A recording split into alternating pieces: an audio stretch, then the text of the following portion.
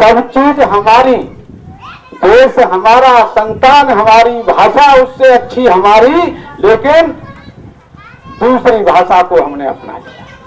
भाषाओं को सीखना बुरा नहीं है, लेकिन उसको अपने जबरदस्त ऊपर थोपना बुरा है। एक सिद्धांत है, भाषा विद्या कैसी होनी चाहिए कि एक तो ऐसी होनी चाहिए जिसमें गुणवत्ता हो। गुणवत्ता का मतलब समझ रहे होंगे, जो अच्छी हो, ज्यादा श्रेष्ठ हो। दूसरा, उस विद्या को हम पढ़ें जो कम समय में हमें उपलब्ध हो जाए। तीसरी बात कि जो सस्ते में उपलब्ध हो। आज यदि पूछेंगे तो कहेंगे कि नहीं खुलता। और गुरुकुल में जो शिक्षा दी जाती है वो 24 घंटे की होती है। यहां पर सुबह से लेकर शाम तक आचार्य अपनी नजर में रखता है। तो विद्यार्थी को कितना समय अधिक मिला, मैकाले पद्धति से या गुरुकुल पद्धति से? तो सीधा सीधा आता है कि गुरुकुल पद्धति से हमें समय विद्यार्थी को ज्यादा मिलता है, और मैकाले पद्धति स्कूल पद्धति से, स्कूलों में तो जो स्टूडेंट होते हैं और गुरुकुलों में विद्यार्थी होता है, विद्या को प्राप्त करने वाला। दूसरा, समय के बाद में आता है सस्ती विद्या। अब जब स्कूलों में भर्ती कराते हैं, पूरे साल का आप उसका आकलन करें, गणना करें, निकालें कि स्कूल में हमने जो एक बच्चे पर एक वर्ष में कितना खर्च किया, भोजन से लेके अंतिम वर्ष तक जब आकलन निकालेंगे और गुरुकुल में पढ़ाने वाले विद्यार्थी पर जब दोनों की समीक्षा करेंगे तो कई गुना कम खर्चा हमारे गुरुकुलों पर आता है। हम भूले हैं कि हम स्कूल में ले जाकर के बच्चों को ज्यादा टोप बनाएंगे, और गुणवत्ता के आधार पर देख लीजिए वह विद्या किस काम की, जिस विद्या में विद्यार्थी ये कहे कि माता पिता का फर्ज है, इन्होंने हमें पैदा किया है, पाला है, पालेंगे, ये पढ़ाएंगे। ये गुरुकुल की शिक्षा की वो स्कूल की शिक्षा की बात कर रहा। आज स्कूल में चले जाओ, किसी को पूछो बच्चे को कि तुम्हारा उद्देश्य क्या है, तो कोई बच्चा कहेगा कि मैं इंजीनियर बनूंगा, कोई डॉक्टर बनूंगा, कोई कुछ बताएगा, कोई कुछ बताएगा, लेकिन उस बच्चे को यह पता नहीं है कि मेरा उद्देश्य क्या है। वह विद्या किस काम की, जिस विद्या में उस विद्यार्थी को यह पता नहीं कि मेरा उद्देश्य क्या है। वह विद्या गुरुकुलों के अंदर ही दी जा सकती है जिसमें विद्यार्थी कह दे मेरा उद्देश्य मुक्ति को पाना है, मोक्ष को पाना है, मेरा ये उद्देश्य है। स्कूलों में पूछो, यहां तक कि नवोदय में तो एक दो बार स्कूल में गया, पूछा, एक बच्चे ने तो यहां तक खड़े होकर कह दिया कि मेरा उद्देश्य तो पापा बनना है। समझ गए होंगे आप सभी। ये है स्थिति। क्या होगा देश का, कैसे उद्धार होगा? ऐसे ही जैसे पूज्य स्वामी जी ने प्रयास किया है, ऐसे एक विद्यालय से काम नहीं चलेगा। एक दो विद्यालयों से काम नहीं चलेगा कि एक राज्य में 2 विद्यालय, 3 विद्यालय, 4 विद्यालय हों, उससे काम नहीं चलेगा। हर ब्लॉक स्तर पर विद्यालय होना चाहिए। इस प्रकार के विद्यालय खत्म कर दो।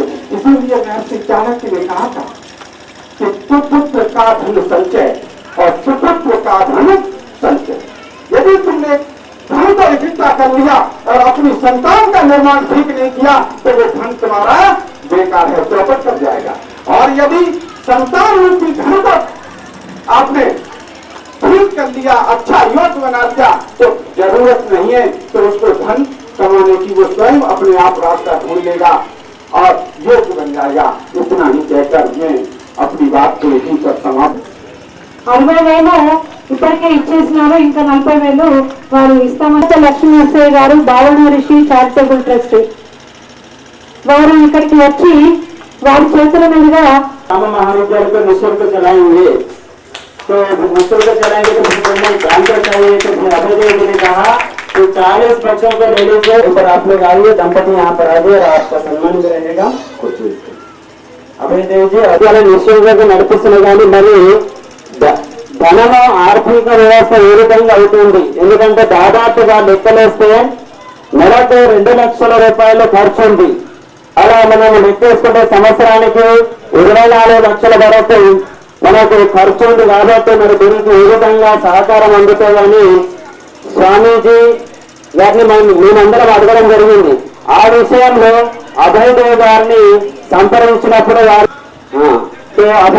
అభయదేవ్ గారు వారు స్వయంగానే ఉన్నారు, అభినందనలు తెలియజేస్తారని అందరూ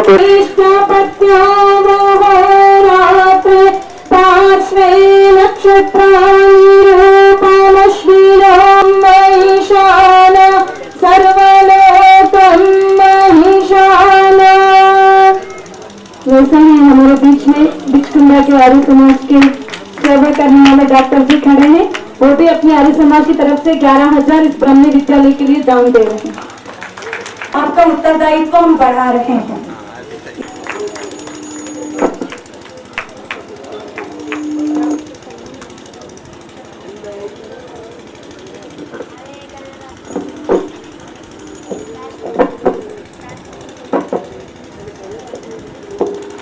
इस विषय में अभयदेव जी गुरुकुल न्यास के सभी पदाधिकारी, गुरुकुल का जो भवन है पिछले 3 दिन से हम इसको देख रहे हैं। आप लोग इसमें निवास कर रहे हैं, हम भी निवास कर रहे हैं। इस गुरुकुल के कितने पिलर आपको दिखाई दे रहे हैं, कितने स्तंभ है जिन पर यह भवन खड़ा हुआ है? वास्तव में वह गुरुकुल के पिलर नहीं है। गुरुकुल के पिलर तो आप लोग हैं जो भी हमारे सामने खड़े थे। यहाँ के अध्यक्ष महोदय, कोषाध्यक्ष महोदय, पदाधिकारी, किशन जी सेठ, बाजन्ना जी, भीमेशम जी, नरसिम्हन जी, दामोदर जी, सबके नाम में नहीं जानता थी, कुछ नामों में कठिनाई भी है, मल्लेशम जी आदि, ये सभी वो खंबे हैं जिन पर ये गुरुकुल भवन पिछले 34 सालों से खड़ा हुआ है, निरंतर प्रगति की ओर बढ़ रहा है। और 34 वर्षों में इस गुरुकुल से अनेक ब्रह्मचारी ब्रह्मचारिणियां निकले हैं जिन्होंने वेद का डंका सारी दुनिया में बजाया है। समय की मांग है, समय के साथ एक परिवर्तन हुआ है गुरुकुल में। पहले आर्ष परंपरा से प्राचीन विद्याओं को पढ़ाया जाता था, लेकिन स्वामी जी ने महसूस किया, और स्वामी जी नहीं बल्कि पूरा देश इस बात को महसूस कर रहा है, इस दिशा में दौड़ भी रहा था। तो स्वामी जी ने महसूस किया कि अब इसमें इंग्लिश मीडियम स्कूल भी चलाया जाए, क्योंकि आधुनिक शिक्षा ये भी आवश्यक है। हमारे देश के लोगों ने और विशेषकर आर्य समाज के 80% लोगों ने देश की आज़ादी में बलिदान दिया, लेकिन दुर्भाग्य ये रहा कि बलिदान के बाद जो सत्ता आई, जो शासन आया, वो गलत लोगों के हाथ में आ गया। और पिछले 50-60 वर्षों से निरंतर उस सत्ता पर ऐसे व्यक्ति आसीन हुए जो कॉन्वेंट और सोफिया स्कूल्स में पढ़े हुए थे, जिसको कलेक्टर कहते हैं। कलेक्टर की एक ऐसी, और कलेक्टर करके ब्रिटिश सरकार को देता था, ये काम कलेक्टर का था। देश आजाद हुआ, कलेक्टर ऐसा कैसा ही वो यहाँ पर छोड़ गए हमारे ऊपर। आज भी हमारे देश में हर जिले में कलेक्टर है, 624 जिले पूरे देश में, और ये कलेक्टर कुछ नहीं करते शोषण के सिवा। हमारे देश की जनता, आप सब स्वामी हैं, वो आपके नौकर हैं, पब्लिक सर्वेंट कहा जाता है उनको, और रहा है उसका कितना अपमान है। तो ये उस शिक्षा पद्धति से पढ़े हुए व्यक्ति सत्ता में आए और देश का क्या हाल कर दिया आप देख रहे हैं। भ्रष्टाचार सब जगह व्याप्त है, महंगाई है, दुनिया भर का दुराचार है, अनाचार है, इतना फैला। कारण शिक्षा तो बढ़ती गई, शिक्षा के साथ अनाचार भी बढ़ता गया, न्यायवादी भी बढ़ते गए और अन्यायी भी बढ़ता रहा, चिकित्सक भी बढ़ते गए और रोग भी बढ़ता गया। आज एक से एक बढ़िया चिकित्सालय है, लेकिन रोग भी एक से एक असाध्य होते जा रहे हैं। ऐसे ऐसे रोग बढ़ रहे हैं जो पहले नहीं थे। तो हमारा खान पान, आहार विहार, व्यवहार सब समाप्त हो गया। स्वामी जी ने अपने पाठ्यक्रम में रखा है कि मैं 7 प्रकार की विद्याएं यहाँ पर बालकों को दूंगा। सबसे पहले स्वास्थ्य विद्या, शरीर विद्या जिसको कहते हैं, दूसरी आचार विद्या, मातृभक्ति विद्या, पितृभक्ति, गुरु भक्ति, देशभक्ति और देवभक्ति। ये 7 प्रकार की विद्याएं यहाँ बालकों को उसका अभ्यास कराया जाएगा। शिक्षा ही नहीं दी जाएगी, बल्कि आचरण में उनके व्यवहार में बात डाली जाएगी। तो आप सभी लोगों ने इस बहुत बड़े दायित्व को उठाया है। आप सब उसके खम्भे, हम तो उसके एक ईंट के समान छोटे से टुकड़े हैं जो इसमें आपके साथ रहेंगे।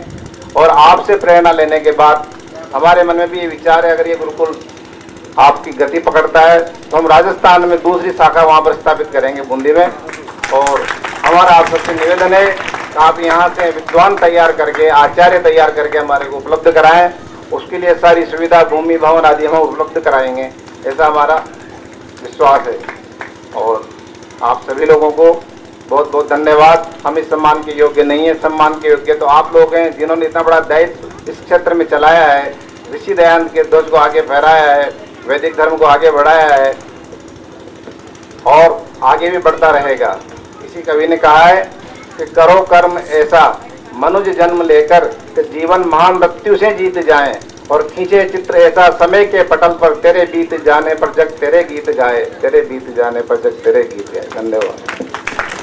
कितना खर्चा होगा तो बताया गया, बिल्कुल कैलकुलेट करके मिनिमम एक बालक पर प्रति मास 6,000 रुपये का खर्चा होना है, यानी कि 200 रुपये प्रतिदिन का एक बालक पर खर्चा है। दोनों समय दूध, फल, नाश्ता आदि का जो खर्चा है, शिक्षा का, वस्त्र का, ऐसा अगर हम कैलकुलेट करते हैं तो 200 रुपये प्रतिदिन के हिसाब से 6,000 रुपये मासिक खर्च होता है और एक वर्ष का 72,000 रुपये का खर्च होता है। मैं हमारे और भी जो साथी हैं बूंदी में, उनसे मेरी बात हुई फ़ोन पे, उन्होंने कहा पूरा कार्यक्रम एस्टिमेट बना के लाइए, हम भी जितने से अधिक सहयोग करने की कोशिश करेंगे। तो आप सब लोगों में से भी जो भी व्यक्ति बालक के लिए, ये सब बालक हमारे अपने हैं, ऐसा नहीं कि बालक, ये सब हमारे ही बालक हैं। उदाहरण के तौर पे इनका बहुत बड़ा त्याग मानता हूँ मैं, इन बालकों का और इनके माता पिता का विशेषकर। हमसे कोई व्यक्ति ये कहता है कि भाई साहब आपकी कार दे दो मुझे एक दिन के लिए, तो हम संकोच करते हैं और मना कर देते हैं कि ये मेरी कार को खराब कर देगा।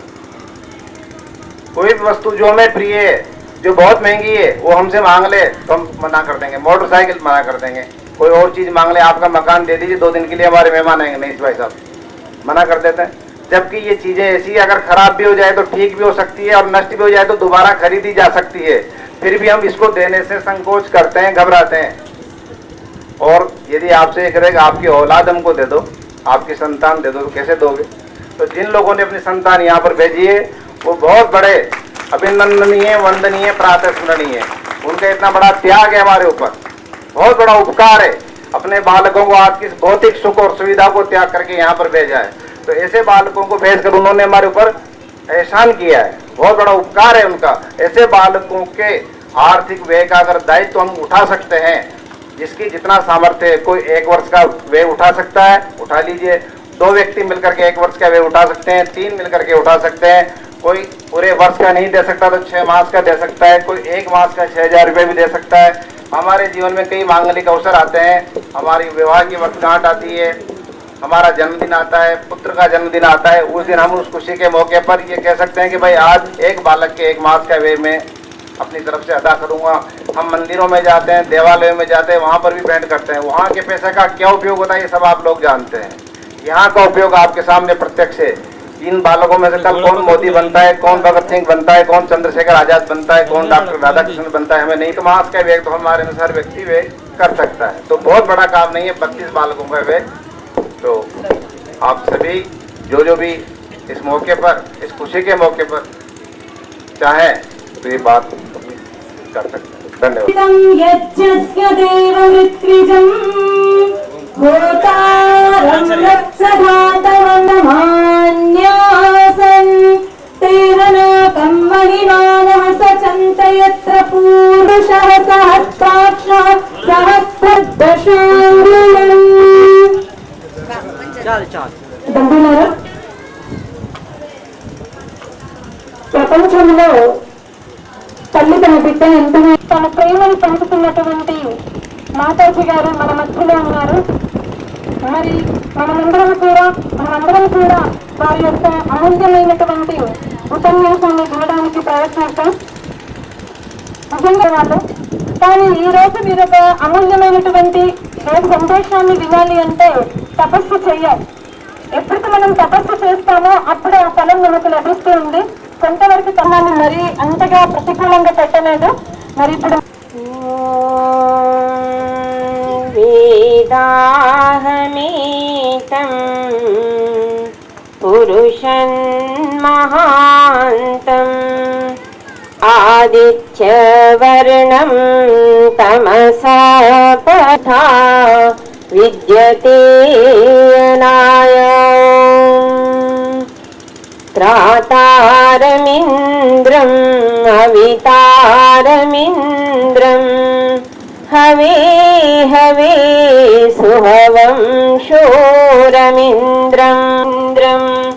स्वस्ति नो मघवा धातु इन्द्रः।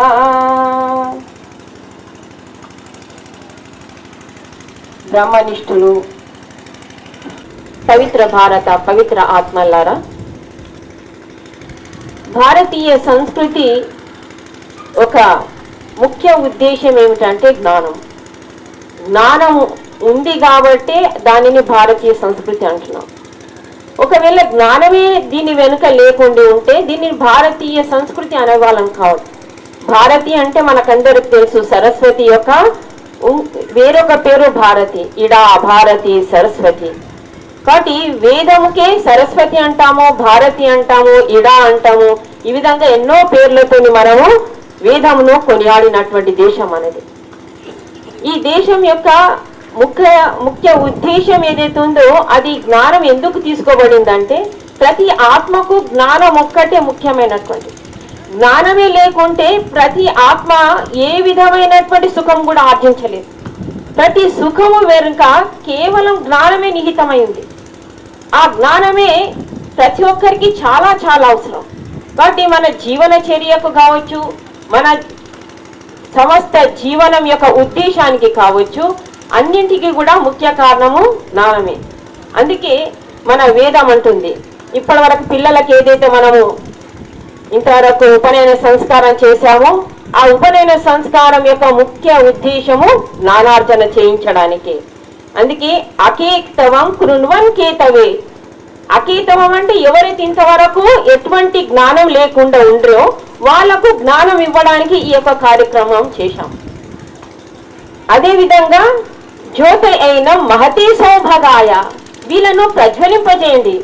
నూనె ఉంది, ఒత్తు ఉంది, దీపం ఉంది, కానీ ఎవరు ప్రకాశించలేకుంటే ఆ నూనె వ్యర్థమే, ఆ ఒత్తు వ్యర్థమే, ఆ యొక్క దీపం వ్యర్థమే. జ్యోతి అయినం, ఈ యొక్క జన్మ తీసుకున్నటువంటి ఈ ఆత్మలు చిన్నారులే కావచ్చు, కానీ వాళ్ళన్ని విధాలుగా రెడీమేడ్ ఉన్నటువంటి జ్యోతులు అవి. అంటే అందులో ప్రమిదలో ఉన్నటువంటి వస్తువులన్నీ అందులో ఉన్నాయి. ఆచార్యుడు కేవలం ఏమైనా చేయగలిగితే ఏమి చేయాలంటే కేవలం జ్యోతిని ప్రజ్వలించాలి. ఆ ప్రజ్వలించిన ఆ జ్యోతులు తన జీవితంకి ప్రకాశిస్తాయి ఎట్లాగో, కానీ ప్రపంచానికంతా కూడా ప్రకాశం ఇస్తాయి. బట్ అటువంటి జీవనానికి ముఖ్యమైనటువంటి స్వరూపం ఏదైతుందో ఆచార్యుడు ఇస్తాడు. ఆ ఆచార్యుడు ఇచ్చినటువంటి ఆ స్వరూపంతోనే ఎవరైతే విద్యార్థులు ఉన్నారో, బ్రహ్మచారులు ఉన్నారో, ఆ బ్రహ్మచారులు తమ జీవితంను ధన్యం చేసుకోగలుగుతారు. కాబట్టి ప్రతి ఒక్క ఆత్మ ఒక వయసులో వాళ్ళు బ్రహ్మచారులే ఉంటారు. జీవిత పర్యంతం కూడా బ్రహ్మచర్యమును సేవించేటటువంటి వ్రతనిష్ఠులు కూడా లోకానికి చాలా చాలా ఉపకారం చేయగలుగుతారు. ఎవరైతే తనకంటూ జీవనం చేసుకోరో వారు నిరంతరం తన జీవితంలో పరులకే చేయగలుగుతారు. ఎప్పుడైతే మనకంటూ ఒక జీవనం వస్తుందో అప్పుడు ఇంటి గురించి తన గురించి ఆలోచించవలసినటువంటి అవసరం చాలా ఉంటుంది. కాబట్టి ఈ విధంగా విద్యకు జ్ఞానానికి ఏదైతే మహత్ స్వరూపం ఉన్నదో దానిని మనమందరము స్వీకరించి ఆ జ్ఞానాన్ని ప్రకాశింప చేయడానికి కొరకే ఈ యొక్క జీవితం యొక్క ముఖ్య లక్ష్యంగా చేసుకుంటే జీవితంలో చాలా సుఖపడతాము, ప్రపంచం అంతా సుఖపడగలుగుతారు. ఈరోజు ప్రపంచంలో డిగ్రీల యొక్క కొరత లేదు. ఎంఏ, పిహెచ్డి, ఎన్నో పిహెచ్డీలు ఉన్నాయి. కానీ ఇన్ని పిహెచ్డీలు ఉన్నా, ఇంత విద్యా విధానంలో ఎంతో ఉన్నతి చేసుకున్నా అయినా సుఖం లేదు లోకంలో. ఎవరైనా మిమ్మల్ని చాలా ఇక్కడ అందరూ చదువుకున్న వాళ్ళు ఉన్నారు, విద్యావంతులు ఉన్నారు అంటే ఏది ప్రమాణం, ఏది మీకు ప్రమాణం చేయగలరు? ఇక్కడ విద్యావంతులు ఉన్నారు అనడానికి ఏది సూచించాలి? మన సర్టిఫికేట్సా? ఆ సర్టిఫికేట్స్ 2 నిమిషాలలో చింపేస్తే ఆ సర్టిఫికేట్స్ కు రూపం ఉండదు. మరి ఏది నిరూపించాలో ఇక్కడ విద్యావంతులు ఉన్నారని? ఇది ఇక్కడ విద్యావంతులు ఉండడానికి నిరూపణ ఏదంటే మన ప్రకృతి నిరూపణ. ఎంతవరకు ప్రకృతి నిరూపించదో మనం విద్యావంతులమని, అంతవరకు మనం అనుకోవడం మూర్ఖత్వం. ఈ రోజు ఒకవేళ ప్రపంచంలో విద్యావంతులు ఉంటే బయోడైవర్సిటీ గురించి ఇంత పాకులాడే వాళ్ళు కాదు. ప్రపంచమంతా ఒకటే విషయం మీద ఈ రోజు తాపత్రయపడుతున్నారు. ఏంటంటే కాలుష్యము ఉండవద్దని, బయోడైవర్సిటీ ఉండాలని, దాని గురించి నిరంతరం ప్రయత్నం. ఒకవేళ బయోడైవర్సిటీ లేకుంటే కాలుష్యమే నిరంతరం ఉంటే, ప్రకృతి యొక్క సౌరభముతోని మనము యుక్తమై లేకుంటే జీవించడం చాలా కష్టం. జ్ఞానం చాలా దూరం విషయం. జ్ఞానం ఎప్పుడు ఆర్జిస్తాం? జీవనం ఉంటే ఆర్జిస్తాం. కానీ మనం ఎటువంటి ఇన్ని డిగ్రీలు పొంది ప్రపంచాన్ని ఏ విధంగా చేసుకున్నామంటే జీవన ఆధారాలన్నింటినీ పోగొట్టుకున్నాం. పృథ్వీని పాడు చేసుకున్నాము, జలమును పాడు చేసుకున్నాము, గాలిని పాడు చేసుకున్నాము, మన యొక్క శబ్దం యొక్క వ్యవస్థను పాడు చేసుకున్నాము. అన్ని విధాలుగా చెట్లను, గుట్టలను ప్రతి ఒక్క దాన్ని క్షోభింపజేసి, ఇది మన యొక్క పరిణామం. అంటే మనం విద్యార్జన చేసుకున్న పరిణామం ఏంటిదంటే అన్నిటినీ పాడు చేసుకోవడమే మన యొక్క పరిణామంగా మనము దాని యొక్క రూపొందిస్తున్నాం. అంటే ఎంత మూర్ఖత్వం! ఇంత భయంకరమైన పరిస్థితుల్లో కూడా మనం చాలా విద్యావంతులం అనుకోవడము చాలా scientific Ira. 20th century is a scientific ఈరా అని పేరు అనుకుంటున్నాం. కానీ సైంటిఫిక్ ఈరా ఒక చిన్న పిల్లాడు జీవించేటటువంటి అవకాశం లేనటువంటి పరిస్థితులు కల్పించాం. ఈ రోజు గర్భంలో ఉన్నటువంటి శిశువుకు కూడా ఆరోగ్యం లేదు. ఎందుకంటే అంత భయంకరమైన పరిస్థితి. మనము ఇంతకు పూర్వమే, వాళ్ళు పుట్టక పూర్వమే వాళ్ళకు జీవనము లేనటువంటి పరిస్థితిని మనము నెలకొల్పగలిగాము. అంటే ఎంత భయంకరమైన మనుషులమా, రాక్షసులమా మనం? మరి ఇంకా మనం దానికి జ్ఞానం అని పేరించుకోవడం ఎంత భయంకరమైనటువంటి. కాబట్టి జీవితానికి ఒక మంచి రూపం రావాలంటే జ్ఞానం చాలా అవసరము. ఆ జ్ఞానము సరైన విధంగా ఉండాలి. ఆ జ్ఞానానికి సరైన మెజర్మెంట్ స్కేల్ ఉండాలి.